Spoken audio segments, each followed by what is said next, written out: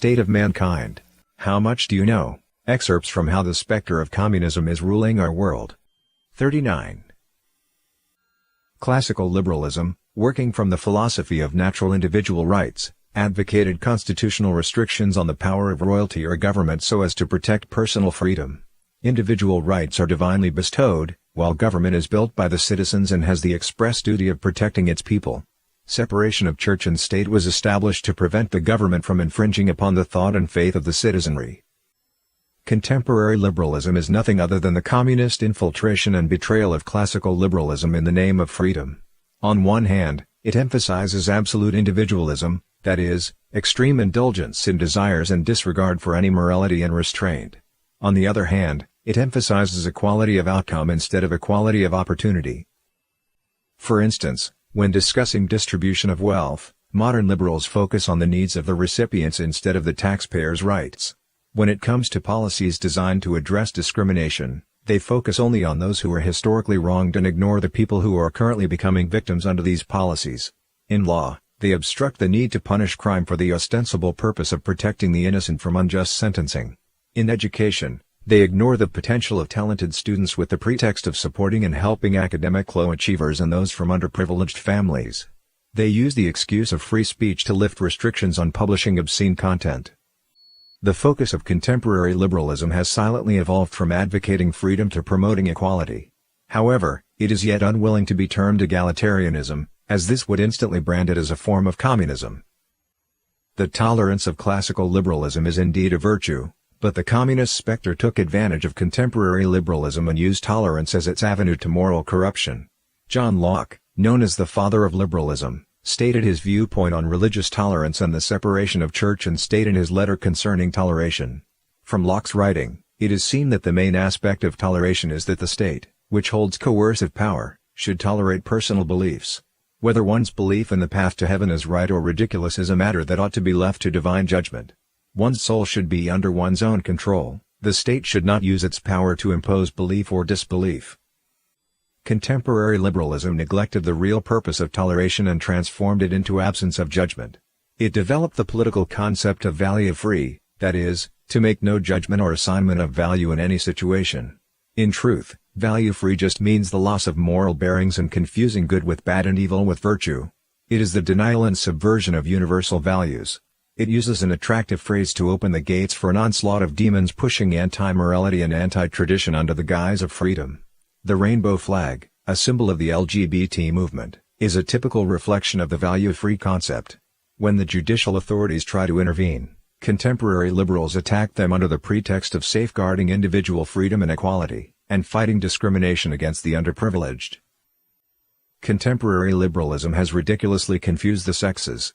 In 2003, California signed into law a new bill, AB 196. Any commercial employer or nonprofit organization can face fines of up to $150,000 for refusing a qualified job seeker because he or she is transgender or dresses in a manner inconsistent with his or her gender. The California Senate defined gender identity as a person's identity based on the individual's stated gender identity, without regard to whether the self-identified gender accords with the individual's sex assigned at birth.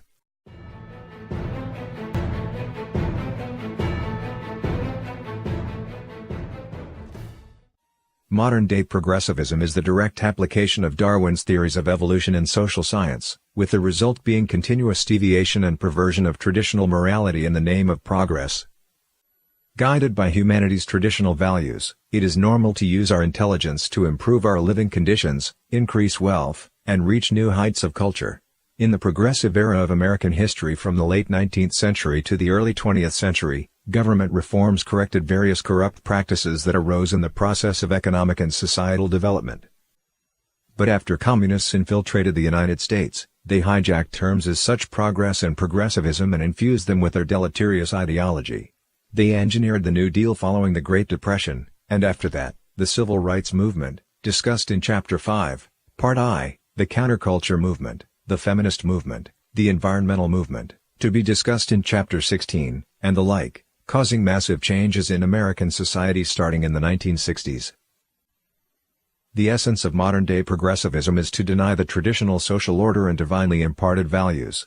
From the perspective of traditional morality, The standards for judging good from evil and right from wrong come from God.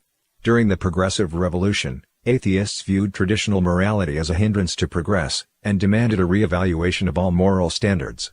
They denied the existence of absolute moral standards, and used society, culture, history, and present-day conditions to establish their own system of relative morality.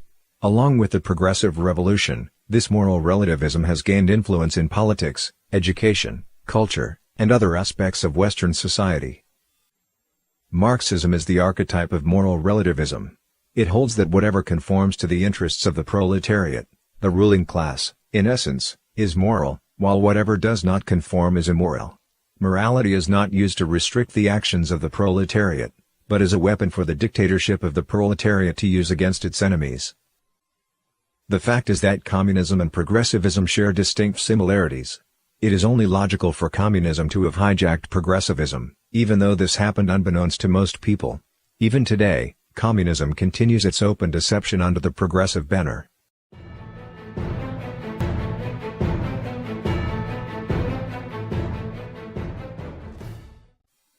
As explained above, liberalism and progressivism have diverged from the U.S. Constitution and traditional moral values upon which America was founded.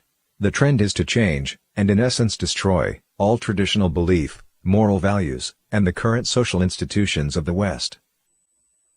In the Communist Manifesto, Marx listed the 10 measures by which to destroy capitalism. He said, "The first step in the revolution by the working class is to raise the proletariat to the position of ruling class to win the battle of democracy. The proletariat will use its political supremacy to wrest, by degree, all capital from the bourgeoisie, to centralize all instruments of production in the hands of the state, i.e., of the proletariat organized as the ruling class, and to increase the total productive forces as rapidly as possible. Of course, in the beginning, this cannot be effected except by means of despotic inroads on the rights of property, and on the conditions of bourgeois production, by means of measures, therefore, which appear economically insufficient and untenable, but which, in the course of the movement, outstrip themselves, necessitate further inroads upon the old social order, and are unavoidable as a means of entirely revolutionizing the mode of production. These measures will, of course, be different in different countries. Nevertheless, in most advanced countries, the following will be pretty generally applicable. Among the 10 points listed in the manifesto, many are already being implemented to move the United States and other countries progressively to the left, and eventually establish communist political control.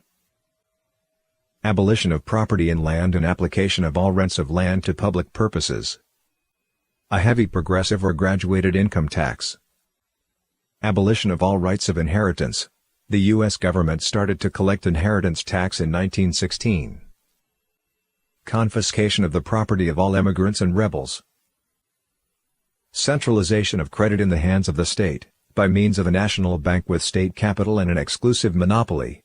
The U.S. Federal Reserve, which operates as a central bank, was established in 1913. Centralization of the means of communication and transport in the hands of the state. The United States has supervising agencies, a state-owned postal office, and state-operated railroads.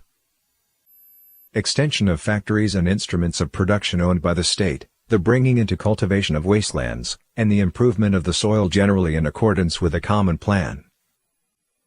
Equal liability of all to work. Establishment of industrial armies, especially for agriculture. In 1935, the United States established the Social Security Bureau and Labor Department. The affirmative action law requires that women can perform all jobs of men, including military positions. Combination of agriculture with manufacturing industries, gradual abolition of all the distinction between town and country by a more equitable distribution of the populace over the country.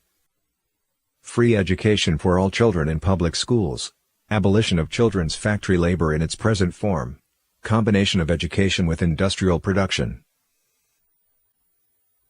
On the surface, communists advocate some positive things, however, their goal isn't a nation's welfare, but rather political power. It is not wrong for people to seek happiness and progress, but when certain isms become political ideologies and start to replace and reject traditional moral values and beliefs, they turn into the tools by which the communist specter guides people toward degeneracy and destruction.